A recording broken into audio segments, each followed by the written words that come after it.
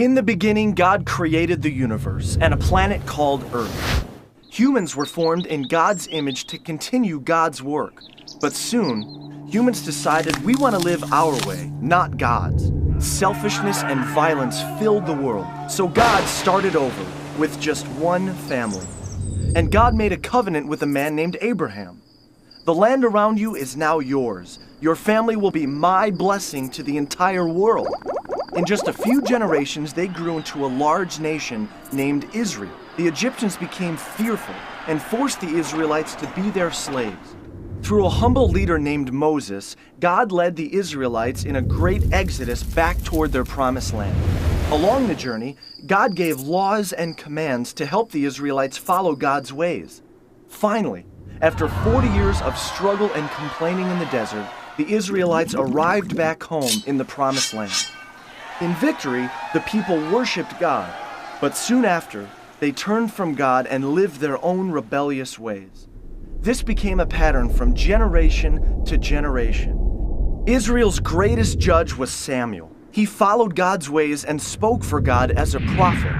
He told Israel that God was the only king they ever needed.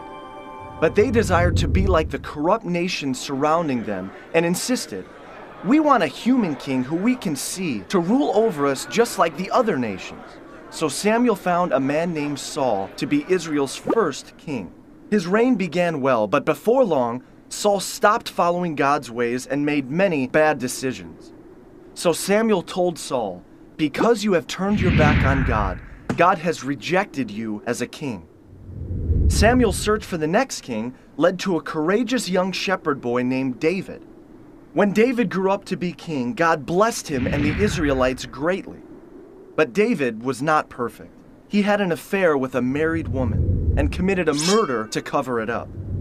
But deep inside, David always loved God and would return to living in God's ways. Known as the poet warrior, he wrote music to God called psalms, heartfelt expressions of prayer, struggle, and thankfulness. After many years as king, David gave the throne to his son Solomon. God also told David, "One day, one of your descendants will rule with a kingdom that will never end." Solomon succeeded his father David, becoming the richest king in Israel's history. Full of God's wisdom, Solomon wrote books like Proverbs and built a magnificent temple, a permanent tabernacle reminding people of God's continual presence. But Solomon strayed from God, marrying corrupt wives who led him into worshiping false gods. Civil war broke out, dividing the country into a northern kingdom called Israel and a southern kingdom called Judah. Soon, both of these kingdoms were led by corrupt kings who ignored God's ways. During this time, prophets were sent as messengers, calling the Israelites to return to God. They warned of the destructive consequences ahead. The prophet Elijah, a wild and rugged man, showed up false prophets by calling on God to give an awesome display of fire. The prophet Elisha followed him, bringing a boy back to life by causing him to sneeze.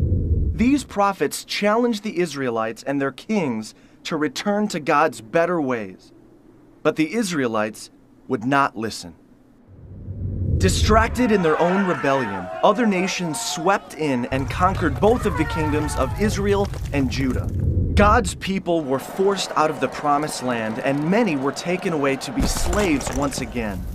The temple was destroyed, and the people lost everything. This was a time called the exile, where many of the Israelites, now called Jews, were scattered across different lands. One prophet named Daniel was sent to a city named Babylon. The law demanded that everyone pray only to the king of Babylon, but Daniel refused and prayed to God 3 times a day. So Daniel was thrown into a pit of hungry lions. But God closed the mouths of the lions, and Daniel emerged the next morning without a scratch. Though scattered, God was still watching over the Jewish people, and God gave them hope, speaking through the prophet Jeremiah's words. "I'll make a new covenant with the people of Israel, returning them to the promised land and filling their hearts and minds with my ways." 60 years later, this hope was realized. The Persian Empire freed the Jewish people to return to their promised land. A small number gathered back in the capital city of Jerusalem, and a new, smaller temple was built under the leadership of Ezra. Reunited, they celebrated and shouted with joy. But the elders wept in remembrance of what was lost. Prophets like Malachi and Isaiah pointed to the future and a coming king, a Messiah, one who would fully restore Israel and bring a new kingdom of peace. So the Jewish people waited and hoped, and God would not speak through the prophets again for 400 years.